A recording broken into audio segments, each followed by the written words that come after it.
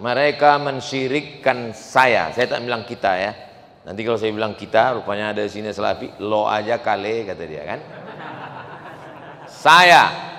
Saya tak bisa berjumpa dalam 3 simpang. Simpang pertama, dia mensyirikkan saya karena saya bersolawat nariyah, karena saya bersolawat tafrijiyah, karena saya bersolawat badar, dan saya masih bertawassul kepada Nabi Muhammad. Dia mengatakan saya ini pelaku bid'ah.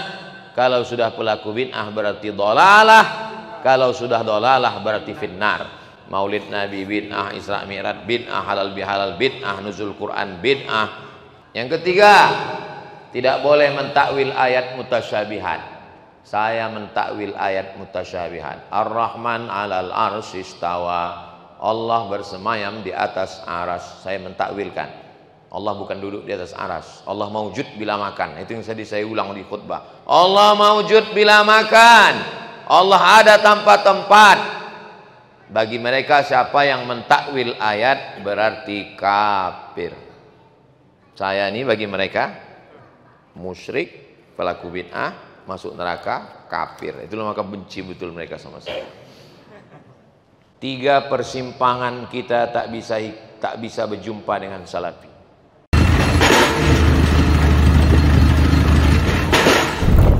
Assalamualaikum warahmatullahi wabarakatuh. Bapak, ibu, abang, kakak, adik, jamaah dimanapun berada. Pesantren Nurul Azhar 2 sekarang sedang pembuatan pagar. Mudah-mudahan berjalan lancar. Tanah wakaf sama seperti Nurul Azhar 1. Mari kita selesaikan supaya anak-anak penghafal Quran bisa mulai belajar di 2024. Dan mengalirlah hendaknya pahalanya untuk almarhumah ibu, almarhum ayah kita. Kita doakan, kita hadiahkan. Ini 2-3 sak semen, batu bata, kerikil, dibangunkan ke pagar, dibangunkan ke kelas, ke asrama, mengalir pahalanya. Hadiahkan untuk mereka. Anaknya dapat, orang tua pun dapat.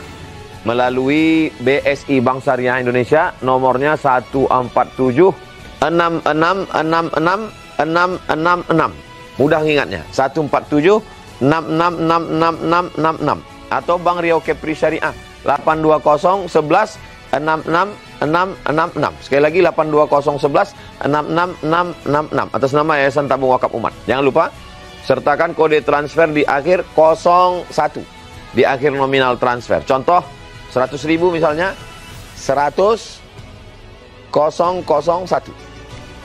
Konfirmasi ke nomor admin 0852 6541 6060. Barakallahu fikum. Wassalamualaikum warahmatullahi wabarakatuh.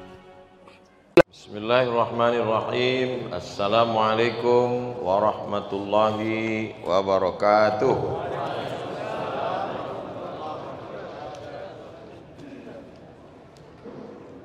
Menurut mazhab Hanafi, seorang wanita dewasa boleh menjadi wali bagi dirinya sendiri. Maksudnya nikah tidak pakai wali.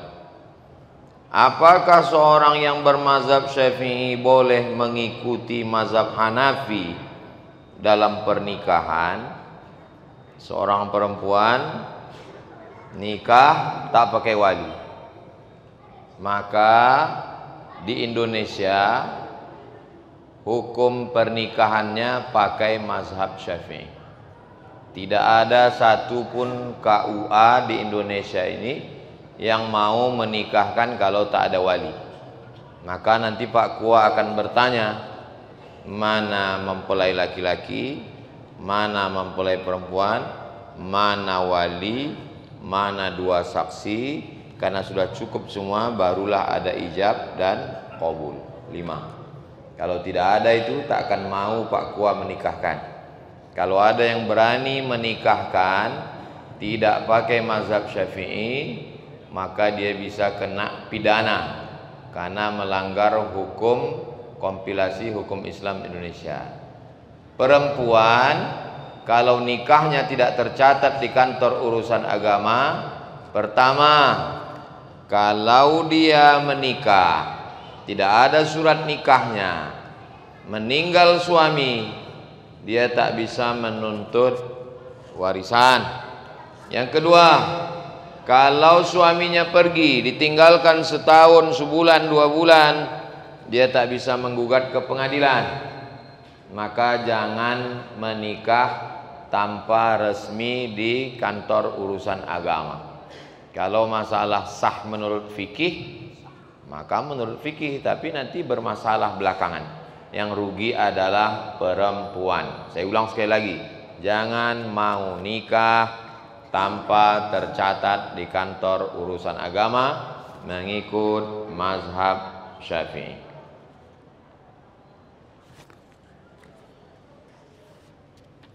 Ada yang menyatakan di Facebook bahwa salat nariyah itu syirik.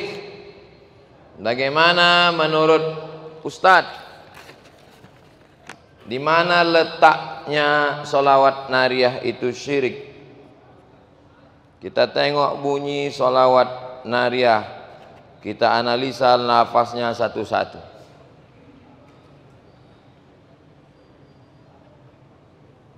Allahumma ya Allah, salli, berikanlah salawat, salatan kamilah, salawat yang sempurna, wasallim, salam, salaman taman, salam yang sempurna, ala sayyidina Muhammad, kepada Nabi Muhammad sallallahu alaihi wasallam.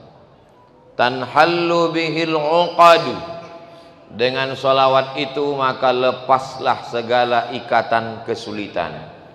Wa tanfariju bihil kurabu, dengan salawat itu lepaslah segala kesusahan.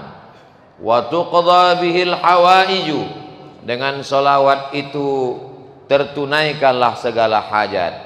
Wa tunalu bihir raghaibu, dengan salawat itu tercapailah segala keinginan. Wa husnul khawatim, dengan salawat itu mendapat husnul khatimah.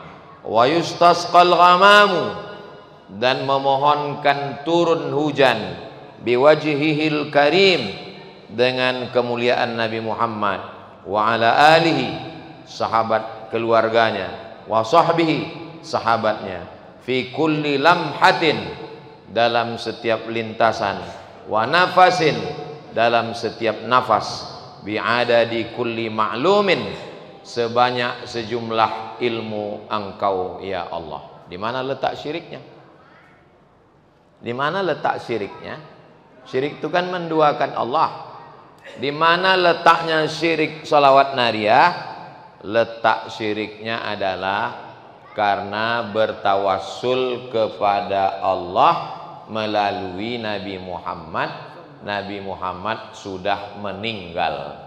Tak boleh bertawassul kepada Allah melalui Nabi Muhammad, karena Nabi Muhammad sudah meninggal.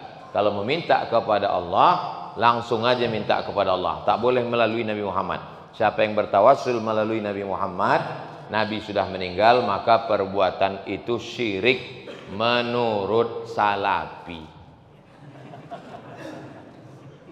Jelas? Salatullah salamullah ala taha rasulillah, salatullah salamullah ala yasin habibillah, tawassalna, kami bertawassul kepada engkau ya Allah dengan nama engkau, wabil hadi rasul, bertawassul kepada Allah dengan Nabi Muhammad, syirik. Salawat Badar syirik.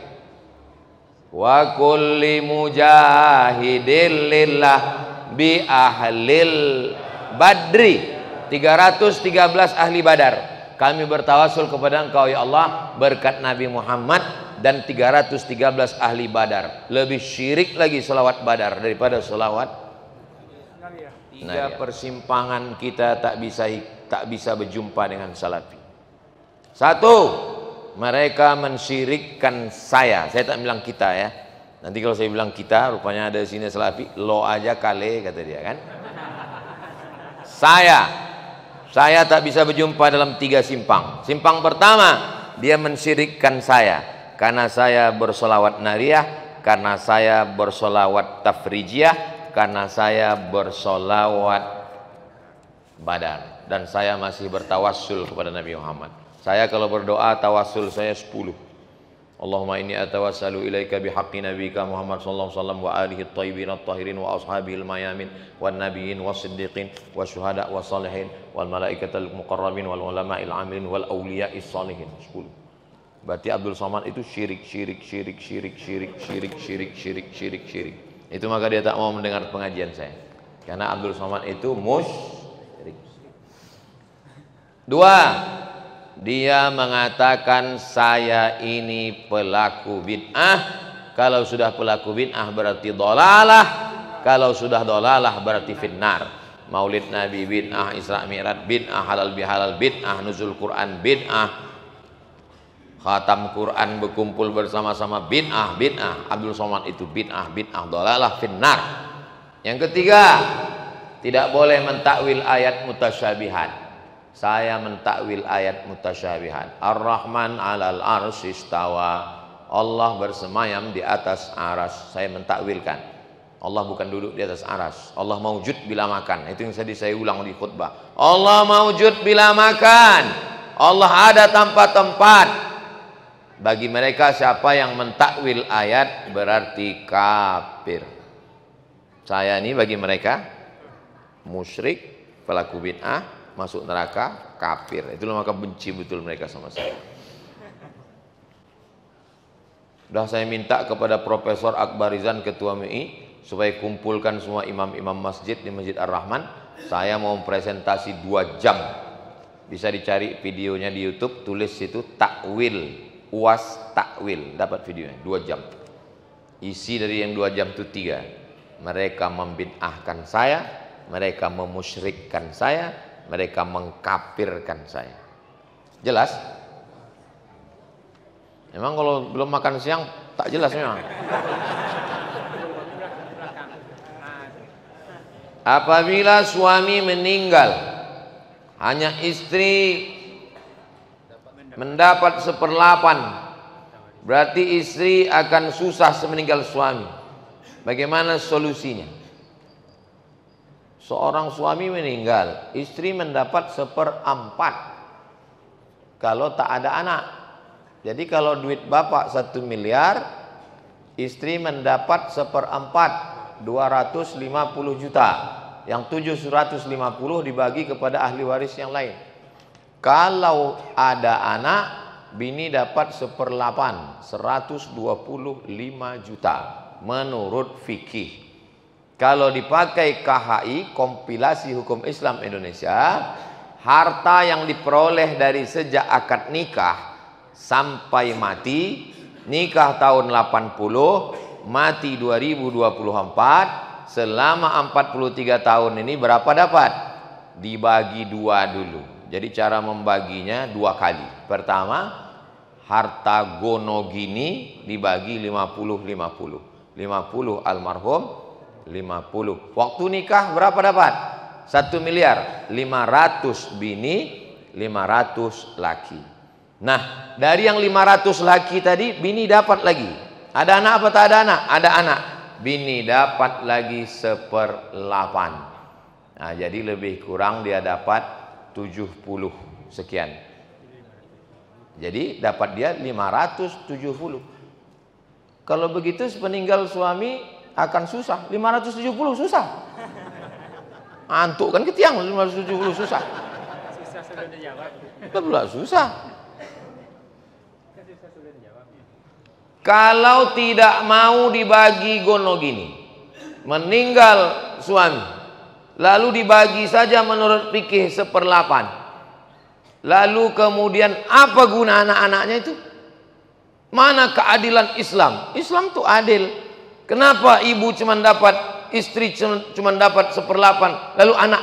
Itulah maka dididik anak itu menjadi anak berbakti kepada orang tua. Apa kata si anak? Mak cuma dapat 1/8, kami ini dapat 500. Tak ada harganya 500, ambillah semua mak, ambillah semua mak. Makanya didiklah anak itu menjadi anak yang soleh. Nyawanya dia kasih, jangan kan cuma harta warisan. Tapi karena banyak anak ini tak dididik dengan baik, maka kompilasi hukum Islam Indonesia khawatir perempuan ini tak dapat dijaga dengan hukum. Itu namanya siasah syariah, maka dapat perempuan itu 2 kali. Sekali dapat pencarian bersama, sekali dapat hukum fikih 1/8. Kalau tak percaya sama saya, tanya sama Pak Hakim, itu ada Pak Harun. Nah, Dr. Harun tuh hakim dia. Saya kalau ditanya 2 masalah ini tak pernah saya jawab. Kenapa? Yang 2 masalah ini tak pernah saya jawab karena biasanya orang ini bertanya ke ustadz hanya mau mencari ustadz yang cocok sama dia. Asal tak cocok sama dia, dicarinya ustadz lagi sampai cocok sama dia. Pertama tentang warisan. Asal datang orang bertanya saya tentang warisan, saya bilang, kau pergi ke pengadilan agama, tulis namamu, nama semua ahli waris, nanti Pak Hakim yang akan ketuk palu. Karena kalau ku jawab, asal tak cocok akan kau cari ustadz lain, kau cari ustadz lain sampai sesuai. Yang kedua masalah talak. Laki-laki terlambat kopi, terlambat teh, terlambat sarapan, terlambat sambal belacan, mau ngamuk. Talak kau, talak 1000. Begitu udah kenyang, sayang. Bertanya ke saya, jatuhnya berapa? Tak pernah saya jawab. Kenapa? Mereka hanya ingin supaya mencari pendapat yang sesuai. Lalu saya bilang, kau tulis kronologisnya, kau tanyakan ke Pak Hakim. Hakim yang akan menjawab. Itulah makna kaedah Al-Hakim yarfa'ul khilaf. Hakimlah yang menyelesaikan konflik antara masyarakat. Ustadz, 2 pertanyaan ini dia jawab. Pertama masalah warisan, kedua masalah talak. Suruh dia nulis ke pengadilan, hakim. Kalau sudah hakim memutuskan, takkan mungkin dia cari hakim lain. Kalaupun naik juga, naik banding lah dia sampai ke Mahkamah Agung. Nah, insya Allah Mahkamah Agung selamat. Di MK yang kurang selamat sedikit. Habis. Ala hazihin niyah, mudah-mudahan kita diberikan istiqomah. Al-Fatihah. A'udzubillahi minasyaitonir rajim. Bismillahirrahmanirrahim. Alhamdulillahirabbil alamin. Arrahmanirrahim. Maliki yaumiddin. Iyyaka na'budu wa iyyaka nasta'in. Ihdinas siratal mustaqim, siratal ladzina an'amta 'alaihim ghairil maghdubi 'alaihim waladdallin. Amin.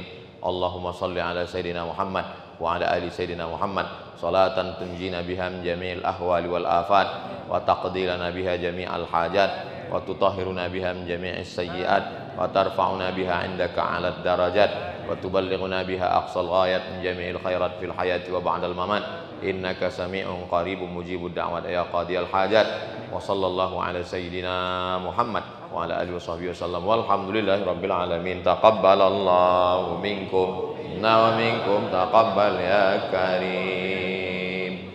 Kalau tuan pergi ke Padang jangan lupa beli rendang. Jamaah mau cepat pulang karena mau makan siang. Assalamualaikum warahmatullahi wabarakatuh.